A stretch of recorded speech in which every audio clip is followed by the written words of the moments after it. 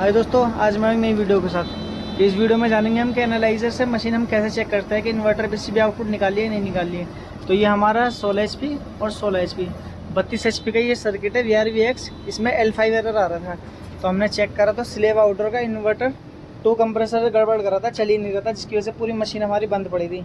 तो हमने चेक करा, ये हमारे दोनों कंप्रेसर हैं, ये हमने तार निकालनी है दोनों कंप्रेसरों के, ये हमने एनालाइजर लगा रखा है। अब हम इसमें सेटिंग डालेंगे और सेटिंग डाल के देखेंगे कि कंप्रेस जो इसकी पीसीबी है वो पीसीबी आउटपुट निकाल रहा है या नहीं निकाल रहा।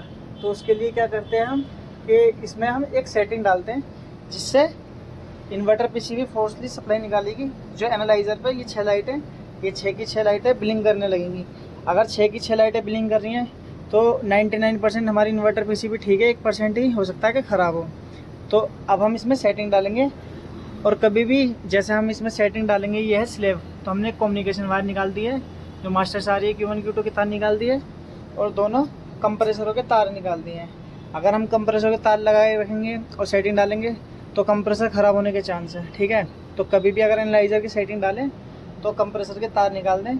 और अगर मास्टर स्लेव कनेक्ट है तो मास्टर से डालने की ज़रूरत ना, अगर मास्टर से डालोगे तो स्लेव सब पे जाएगी इसकी सप्लाई, इसलिए कभी भी सिंगल करके डालें, ठीक है। जैसे ये मैंने तार निकाल रखे हैं और एक ये इसमें लगा रखे हैं और इन्वर्टर बन के यहाँ पे छोड़ रखे हैं हमने गार्ड मार के, ताकि हमें पता चल जाए कि ये कौन सी है, ठीक है।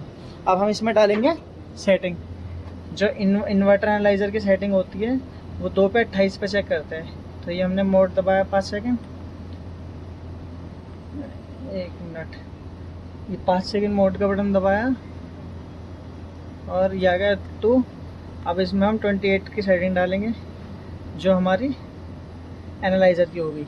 ये देख सकते हैं आप, ये मैं डाल रहा हूँ 0, इसको करा 1, 2 बार दबाया, रिटर्न हिटल की सेटिंग। और आप देख सकते हैं इन्वर्टर पीसीबी ने सप्लाई निकाल दी है।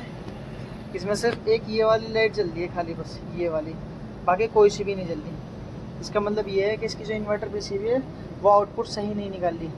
अब मैं आपको प्रैक्टिकल करके दिखाऊंगा। ये तो मैंने इन्वर्टर 2 की चेक करी पीसीबी की। अब ये जो इन्वर्टर 1 की वायर हार्डनेस पड़ी है, अब मैं इस पर लगाऊंगा एनालाइज़र, फिर आपको दिखाता हूँ कि वो प्रॉपर वर्क कर रही है या नहीं कर रही है और किस तरीके से करती है। तो मैं इसकी वायर एक्सचेंज करता हूँ, और वायर एक्सचेंज करने से पहले इसकी सप्लाई कट करें, उसके बाद इसकी वायर एक्सचेंज करें, ऐसे लगे लगे नहीं करनी चाहिए। अब मैं लगाता हूँ इसकी सप्लाई दूसरे में। तो ये देख सकते हैं आप लोग, ये मैंने वायर निकाल के इस इन्वर्टर 2 की ओर पड़ी, ये इन्वर्टर 1 की वायर कनेक्ट कर दी है इसमें, ठीक है।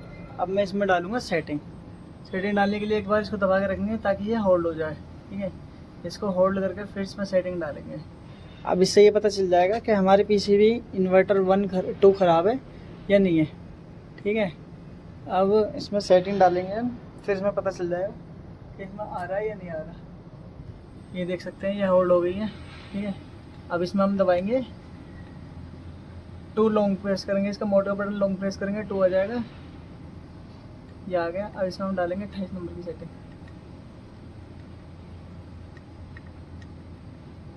ये हमने डाल दी 28 नंबर की सेटिंग, 2 to 8, ठीक है। अब एक बार रिटर्न, एक बार सेट, 2 बार रिटर्न। अब हमने डाल दी है, ये देख सकते हैं आप लोग, ये मैंने इन्वर्टर 1 वायर कनेक्ट कर रखी है इसमें। ये इसका एनालाइज़र पूरा का पूरा कंप्लीट जल रहा है, 6 की 6 लाइट प्रॉपर ब्लिंक कर रही है, जो कि इस वाली पीसीबी में, इस वाली वायर में नहीं कर रही थी। यानी कि इन्वर्टर 2 पीसीबी ख़राब है हमारी और इन्वर्टर 1 पीसीबी हमारी ठीक है। अब हमें जब भी ये सप्लाई करानी चाहिए तो इसमें दोबारा से जो सेटिंग डाली है उसको निकाल के, ये मैंने निकाल दी सेटिंग इसकी, ये आ गया 28, ये आ गया 1। अब इसको हमें 0 करना है, ये देख सकते हैं आप ब्लिंक कर रहा है, यानी कि ये सही है। अब इसको 0 करके और 2 बार रिटर्न दबा देना है और ये निकल चुका है, ये देख सकते हैं ये निकल गया, ठीक है दोस्तों। तो एनालाइज़र इसी तरीके से चेक होता है, इससे हमें पता चल जाएगा पीसीबी सही है कि ख़राब है। तो पीसीबी तो इसकी ख़राब है, तो ऐसे चेक करते हैं, ठीक है दोस्तों। वीडियो अच्छी लगी हो तो लाइक करें, कमेंट करें और चैनल को सब्सक्राइब करें। और इस वीडियो से रिलेटेड कोई भी क्वेश्चन हो तो कमेंट बॉक्स में कमेंट करें। मिलते हैं नेक्स्ट वीडियो में।